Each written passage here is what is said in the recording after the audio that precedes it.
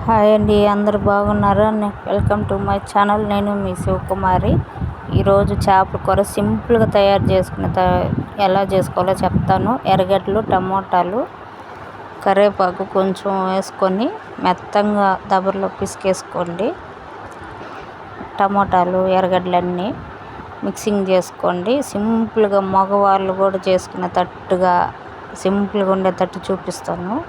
ఇది ఎవరైనా ట్రై చేయండి, ఊరికనే వచ్చేస్తుంది ఈ కూర. ఎవరు ట్రై చేసిన సింపుల్ ప్రాసెస్ ఇలా ఉంటుంది. కొంచెం పసుపు, దాంట్లోనే టమోటాలు మెత్తగా వేసుకున్నాక పసుపు, కొద్దిగా ఉప్పు, కారము అన్నీ కొంచెం కొంచెం తగినంత వేసుకోండి, మళ్ళీ ఎక్కువ వేసుకోకుండా. ఫస్ట్గానే చింతపండు నానబెట్టుకొని పులుసు తీసి పెట్టుకోండి. చింతపండు నానబెట్టి పులుసు మెత్తగా పెట్టుకొని ఆ పిప్పు అంతా పడేయండి. ఆ పులుసు పోసేసేయండి. దాంట్లో మెత్తగా పోసేసారు కదా, ఇప్పుడు పులుసు సరిపోయిందా లేదని చూసుకొని చేప ముక్కలు వేసేసేయండి దాంట్లో.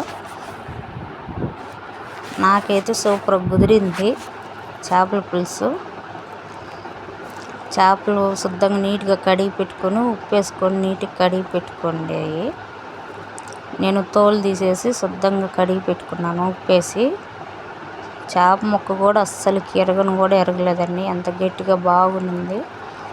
దాంట్లోనే కొంచెం ఆయిల్ వేసేసేయండి, కొద్దిగా నూనె.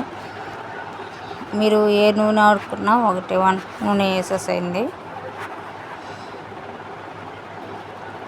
ఇంకా గ్యాస్ వెలిగించి గ్యాస్ మీద పెడదాము. ఇంకా అది ఉడుకుతూ ఉంటుంది. ఇంకా అది ఉడికేలోపు నైట్కి ఇంకా చేపలు తీసి పెట్టాను 4 వేయించేవి, అవి కలిపి పెట్టుకుందామని. వేయించేదానికి చేపల వేపుడు కూడా చేద్దామని. చూసారా, చేపలకి తోలు బాగా నీట్గా తీసేసాను. దానికి కొంచెం కారము, ఉప్పు, సాల్ట్ వేసుకోండి. సాల్ట్ అయితే కరుగుతుంది, కల్లుప్పు కాకుండా.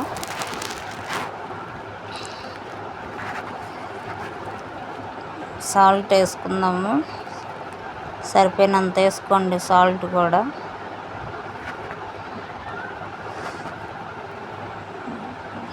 దాంట్లోనే ఉప్పు,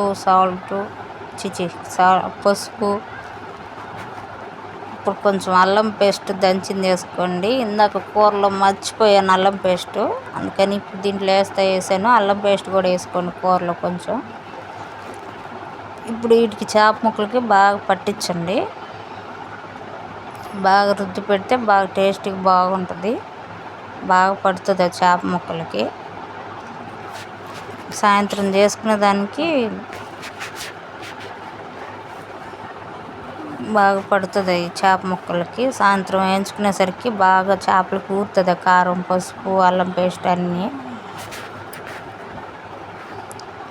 ఇంకా ఇవి ఫ్రిడ్జ్లో పెట్టేస్తాను. నేను ఫ్రిడ్జ్లో పెట్టేసాను. ఇంకా చేపలు కలిపెట్టేసాం కదా, ఇంకా దాంట్లోకి మసాలా దంచుకుందాము. ఆవాలు, మెంతులు, ధనియాలు కొద్దిగా వేయించి బొడ్డు రోల్లో దొక్కుంటున్నాను. చిన్న రోల్లో ఒకటి ఉంటే చిన్న రోట్లో దొక్కుంటున్నాను. దాంట్లో 4 ఎల్లుల్లిపాయలు వేసుకొని చేపల కూరలో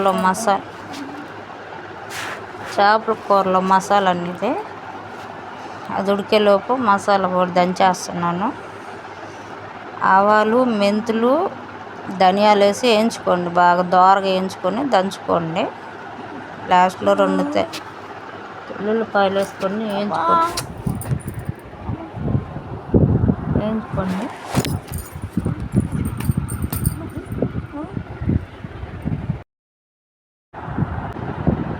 మసాలా బాగా మెత్తంగా దంచేసుకొని ఇంకా అదంతా తీసేసుకోండి.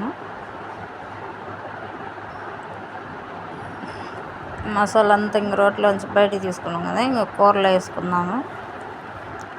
ఈ మసాలా వేస్తే చేపల కూర బాగా టేస్టీగా బాగుంటుందండి. ఇది మసాలా. మెంతిపిండి, ఆవపిండి, ధనియాల పొడి 3 కలిపి విడివిడిగానే వేసుకోండి, మిక్సింగ్ అయినా చేసి దంచుకోండి. చేపల కూర కూడా ఉడికిపోయింది. చేపల కూర ఎప్పుడైనా వెడల్పు దబరలోనే పెట్టండి, ముక్కలు ఇరిగిపోకుండా ఉంటాయి. చిన్న దాంట్లో పెట్టారంటే అది ఇరుగుతాయి ముక్కలు. ఇట్లా వెడల్పు దాంట్లోనే ఉంచండి. మసాలా వేసేసి గంటితో గలబెట్టబాకండి, చిదురైతే ముక్కలు. నేను ఎలా తిప్పానో అలా తిప్పండి మసాలాని. ఇప్పుడు పులుసు అన్నీ సరిపోయినాయో, ఉప్పు అన్నీ సరిపోయినాయో ఇప్పుడు చెక్ చేసుకోవాలి. ఇప్పుడు చెక్ చేసిన తర్వాత నాకు కొంచెం ఉప్పు తక్కువైంది, అందుకని కొంచెం సాల్ట్ వేసుకుంటున్నాను నేను. నాకు కొంచెం ఉప్పు తక్కువైంది, సాల్ట్ కొద్దిగా వేసాను. కూర మటుకు నెక్స్ట్ లెవెల్లో ఉంది. ఇప్పుడు కొంచెం కొత్తిమీర వేసుకొని దించేసేయండి. సూపర్గా ఉంది కూర మటుకు. దాంట్లో కొంచెం కొత్తిమీర వేసుకోండి. నాకైతే కొత్తిమీర లేదు, అందుకని నేను వేయలేదు. మీ కాడ ఉంటే మటుకు వేసుకోండి. సూపర్ కుదిరింది. ట్రై చేసి ఎలా ఉందో చెప్పండి. మాకు మటుకు నెక్స్ట్ లెవెల్లో వచ్చింది కూర మటుకు.